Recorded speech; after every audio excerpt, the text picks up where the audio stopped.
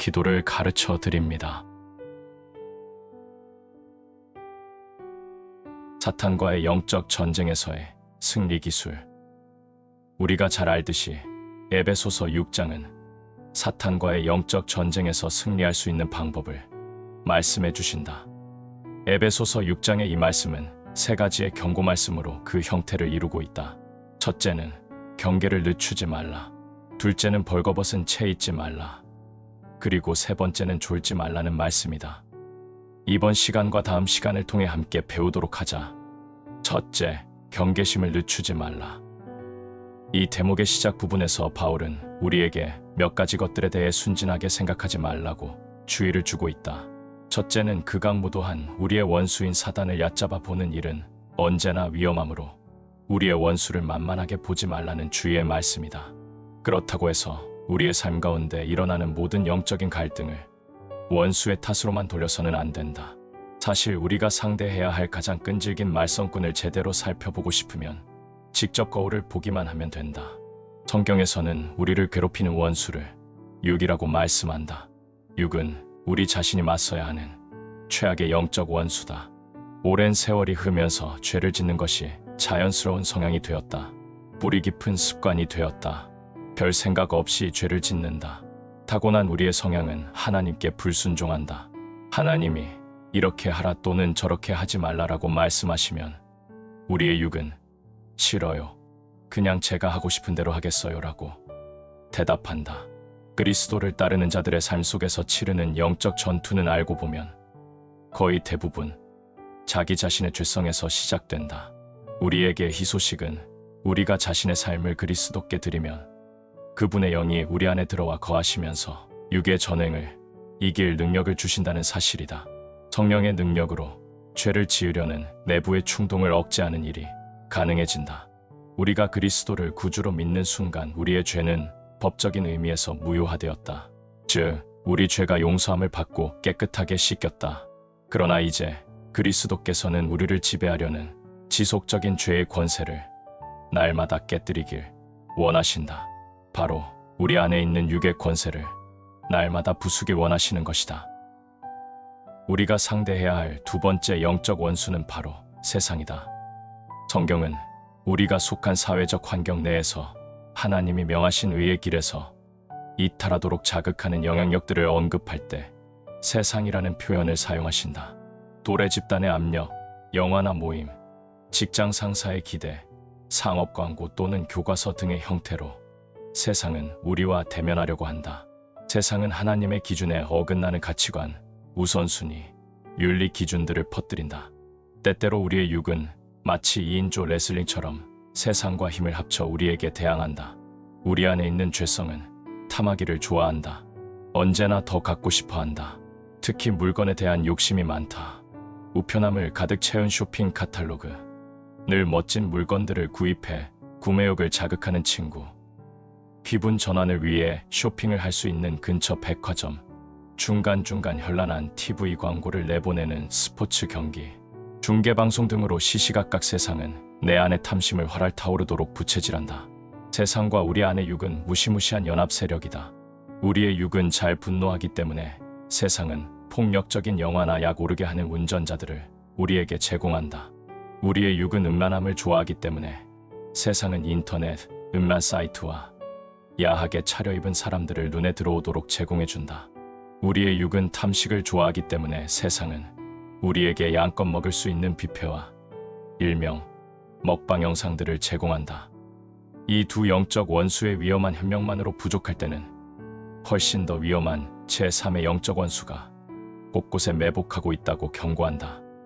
바울은 그를 마귀라고 명명하면서 그의 계략에 맞설 수 있도록 우리들에게 전신갑주를 입어야 한다고 말씀한다.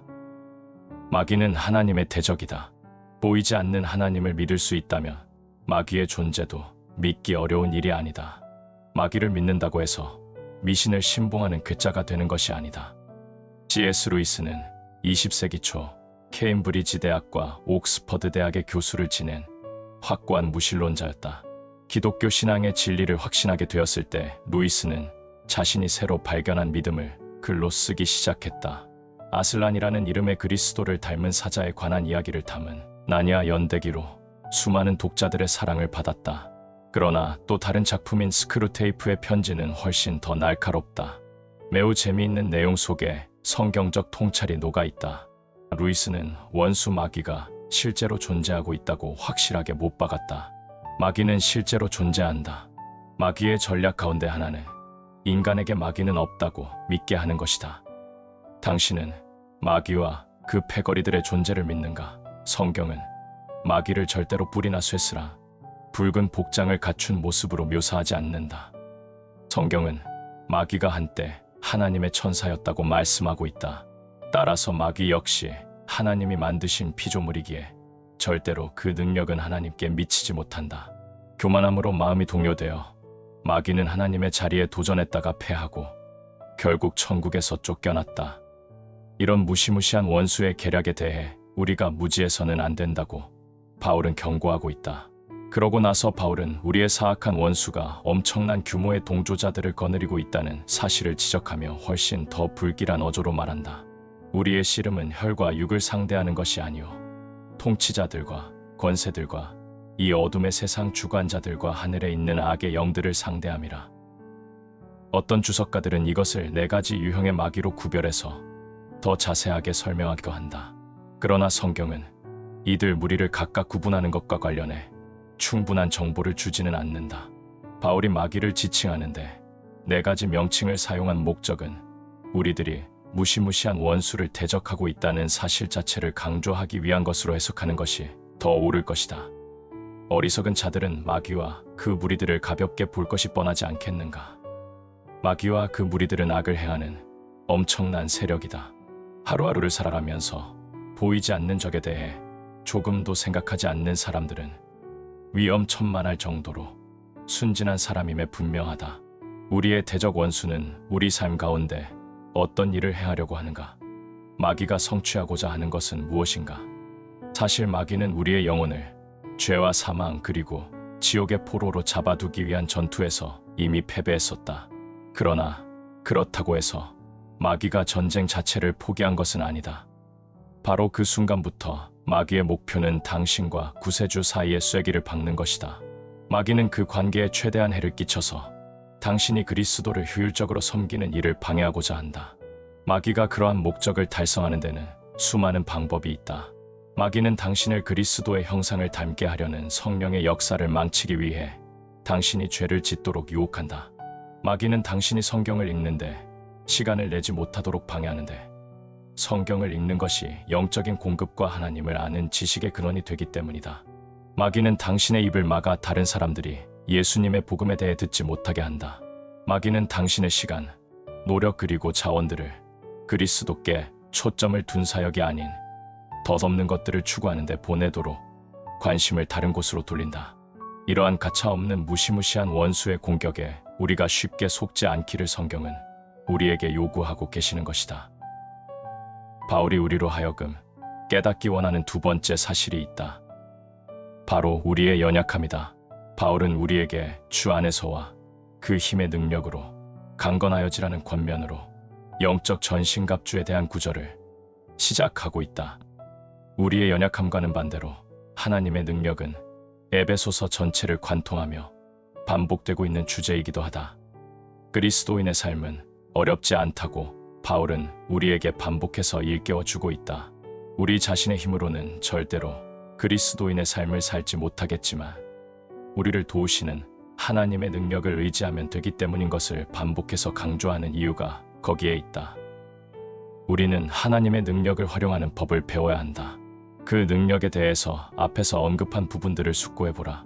너희 마음의 눈을 밝히사 믿는 우리에게 베푸신 능력의 지극히 크심이 어떠한 것을 너희로 알게 하시기를 구하노라. 그의 영광의 풍성함을 따라 그의 성령으로 말미암아 너희 속사람을 능력으로 강건하게 하시오며 우리 가운데서 역사하시는 능력대로 우리가 구하거나 생각하는 모든 것에 더 넘치도록 능히 하실 이에게 끝으로 너희가 주 안에서와 그 힘의 능력으로 강건하여지고 사랑하는 형제자매들이여 우리는 한시라도 자신의 힘으로 원수 마귀를 다룰 수 있다고 생각해서는 안 된다. 하나님의 권세를 의지하는 법을 배우지 않으면 백전백패할 것이다. 에베소서 6장 13절에서 하나님의 온전한 전신갑주를 입으라고 우리에게 가르치는 이유는 악한 날 우리가 능히 대적하고 모든 일을 행한 후에 서기 위함이다. 여기서 바울이 말하고 있는 악한 날은 도대체 무엇을 의미하는가? 바울이 어떤 전 세계적 규모의 지각 변동이나 종말론적 사건을 염두에 둔 것은 아닐 것이라고 성경학자들은 말한다. 우리에게 다가올 악한 날은 여느 때처럼 사탄이 우리를 엄청난 힘으로 공격하는 평범한 날일 것이다. 사탄의 유혹은 훨씬 더 강해지고 사탄이 주는 낙심은 우리에게 더 큰 타격으로 다가올 것이다. 우리가 가장 연약할 때 사탄은 우리를 사로잡는다. 사탄은 언제든 우리를 공격할 준비가 되어 있다. 우리는 사탄을 물리칠 준비가 되었는가? 바울은 사탄의 관계에 대해 언급한다. 사탄은 비열하다. 사탄은 우리가 유혹에 가장 무너지기 쉬운 때와 장소를 안다. 우리를 무너뜨리기 위해 사탄에게 필요한 것은 무엇인가? 당신이 지금 마시고 있는 것보다 조금 더 많은 술인가? 심각한 건강 문제인가? 혹은 해결되지 않은 결혼 생활의 갈등인가? 아니면 교만에 빠지기 쉬운 개인적인 성공인가? 당신에게도 악한 날이 올 것이다. 사실 하루가 아니라 악한 나날들이 온다고 봐야 한다. 사탄은 단 하루 수문의 시간만 공격하지 않는다. 사탄은 반복해서 당신을 공격할 것이다. 대적 원수에 대해서 또는 당신 자신의 연약함이나 다가올 위기에 대해서 무지하지 말라. 그러므로 이번 시간의 결론은 경계심을 늦추지 말라는 것을 잊지 말길 바라며 다음 시간 우리의 강의를 완성하도록 하자.